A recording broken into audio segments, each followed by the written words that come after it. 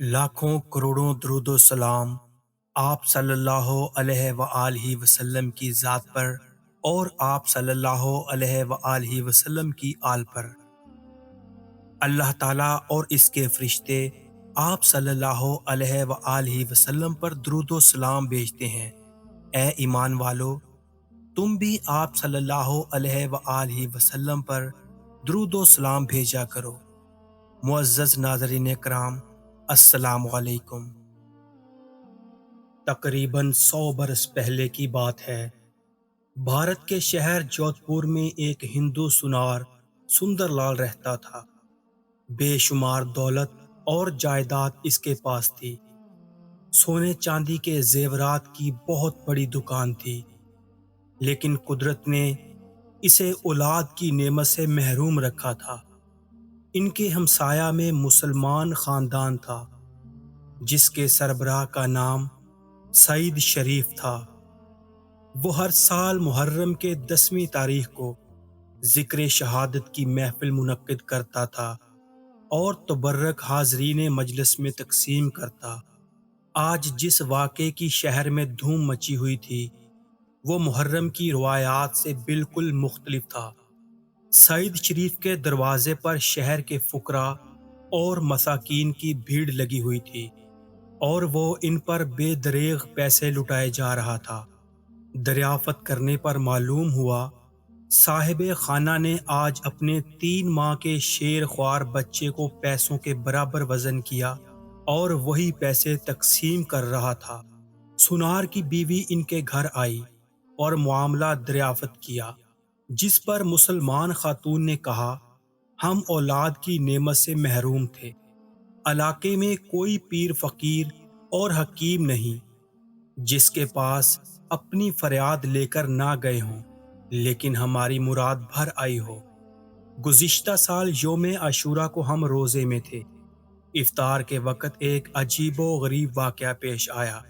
اچانک بیٹھے بٹھائے میری آنکھوں سے آنسو جاری ہو گئے۔ رہ رہ کر یہ خیال نشتر کی طرح دل میں چبھنے لگا، کاش آج ہمارے بھی بچے ہوتے تو وہ بھی ہمارے ساتھ بیٹھتے۔ ہر چند اس خیال کو دل سے نکالنا چاہتی تھی، لیکن محرومی کی آگ سارے جسم میں پھیل گئی۔ بے ساختہ میرے منہ سے چیخ نکل پڑی، یا حسین، میری ڈوبتی ہوئی کشتی کو باہر نکالو، یعنی میری زندگی کا ارمان پورا کرتے ہوئے میری گود ہری کر دو۔ میرا جسم نڈھال ہو چکا تھا۔ بغیر کچھ کھائے پیے میں اپنی چارپائی پر لیٹ گئی۔ اتنا یاد ہے، میں تنہا ایک میدان میں کھڑی ہوں۔ رات کا وقت ہے، اندھیرا گہرا ہے۔ اچانک آسمان سے ایک ستارہ ٹوٹا اور میری گود میں آ کر گر گیا۔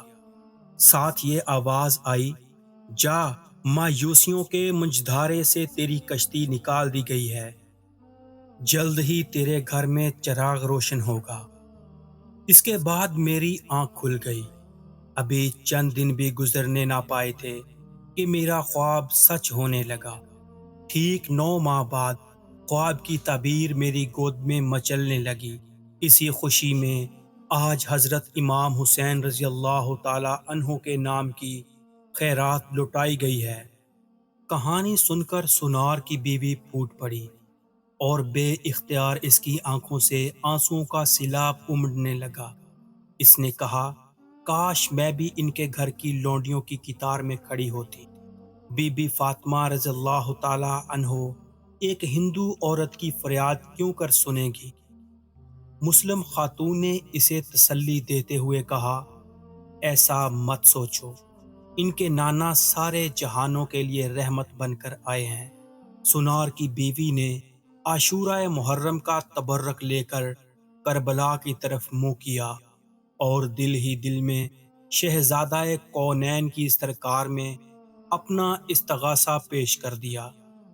کچھ عرصہ بعد غیر مسلم خاتون نے محسوس کیا کہ اس کے دل کی تمنا پوری ہو رہی ہے۔ دوسرے مہینے میں یقین کے آثار پوری طرح نمایاں ہو گئے تو اس کی خوشی کی کوئی انتہا نہ رہی۔ جب اس نے اپنے شوہر کو اس کی اطلاع دی تو فرتے حیرت سے اس کا منہ کھلے کا کھلا رہ گیا۔ آج صبح ہی سے سنار کے گھر میں شہنائی بج رہی تھی۔ اندر سے لے کر باہر تک سارا ماحول خوشی میں ڈوبا ہوا تھا۔ شہر کے سارے فقیر دروازے پر کھڑے تھے۔ آج سونار کے گھر بچی تولد پیدا ہوئی تھی۔ وہ چیخ چیخ کر بتا رہا تھا کہ یہ سب شہید کربلا کے روحانی فیض کی برکت ہے۔ بہت سے مہمانوں کو میاں بیوی کا یہ انداز پسند نہ آیا کہ وہ ہندو دھرم رکھ کر مسلمانوں کے پیر کے گن گا رہے تھے۔ بچی شباب کی منزل تک پہنچی تو اس کی شادی کی فکر دامنے گیر ہوئی۔ سارے علاقے میں اس کے حسن و شباب کا ڈنکا بج رہا تھا۔ بڑے بڑے جاگیردار اور نوابوں کے پیغامات آئے۔ ایک جاگیردار کا بیٹا تو اس پر دیوانہ ہو گیا تھا۔ اس نے اپنی ماں سے کہا، جودھ پور کے سونار کی بیٹی سے اگر میری شادی نہ ہوئی تو میں زہر کھا کر جان دے دوں گا۔ اس کی ماں خاندانی راجپوت کی بیٹی تھی۔ اس نے کہا، ایک معمولی بات کے لیے تم نے اتنی بڑی قسم کھائی ہے۔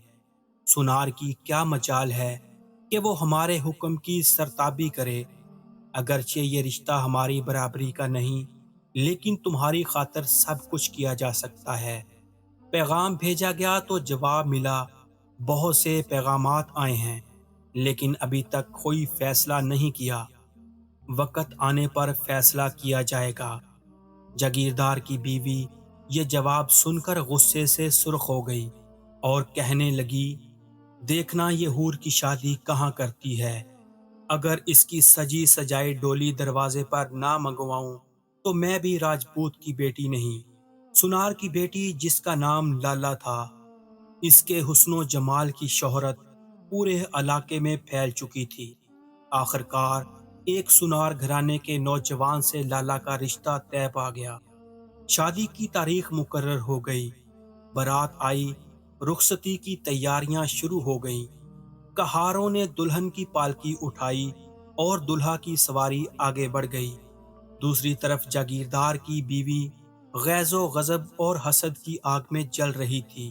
عین دوپہر کے وقت مخبر نے اطلاع دی کہ سورج ڈھلنے کے بعد دلہن کی رخصتی ہو چکی ہے۔